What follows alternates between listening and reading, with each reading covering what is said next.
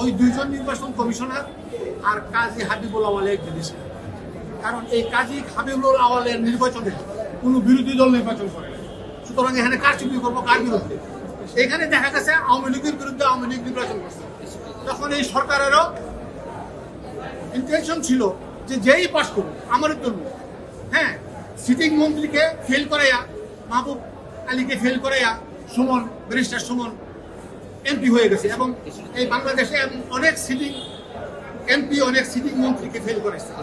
সুতরাং আর এই মামলার যে 8টা 10টা ধারা আছে, almost all the sections are bailable. হ্যাঁ, ইলেকশন রিলেটেড যে সেকশনগুলি আছে সবগুলি triable by the any magistrate এবং বেলেবল।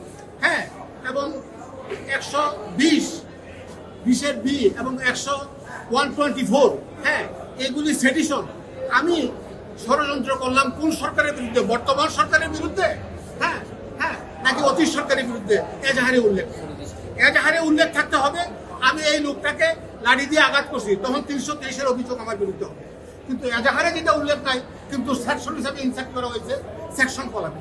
হ্যাঁ হ্যাঁ, আমি বলেছি, আমি এটা কোর্টে বলেছি, কোর্টে আমি সবই বলেছি, আমি সিদ্ধান্ত দিয়ে বলেছি, 49 ডিএলআর দিয়ে বলছি যে এই বঙ্গবন্ধু হত্যা মামলা জুবেদা রশিদ, হ্যাঁ, তাকে কনস্পিরেটর হিসেবে ঘোষণা না, তার বাড়িতে সংসদ হয়েছে, কিন্তু এটা তো তার স্বামীর বাড়ি, সে কনস্পিরেটর না।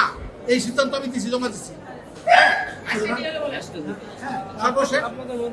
আমাদের বিরুদ্ধে হলো আমরা ষড়যন্ত্র করি নাই, আমরা সিডিশনও করি নাই, আমরা নির্বাচনে কোনো কারচুপিও করি নাই।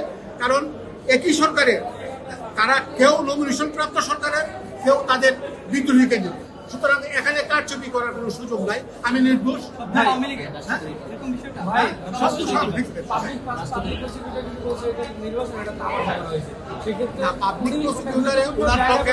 পাবলিক প্রসিকিউটর আমি কোনো ওটার বিরুদ্ধে আমি কোনো বক্তব্য রাখবো না, কারণ উনি যা বলেছে, উনি প্রসিকিউশন কেসকে সমর্থন করে বলবে, হ্যাঁ, আমরা আমাদের ডিফেন্স কেসকে সমর্থন করি।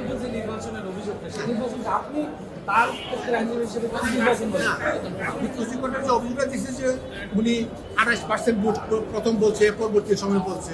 কারণ পরবর্তী আফটার কাউন্টিং যখন নাকি দেখা যাবে যে 40% পড়ছে, তখন সবকিছু বিবেচনা করে কাউন্টিং করে উনি 40%-এর কথা বলছে। আর এটা তো আমি বলছি যে এই নির্বাচনটা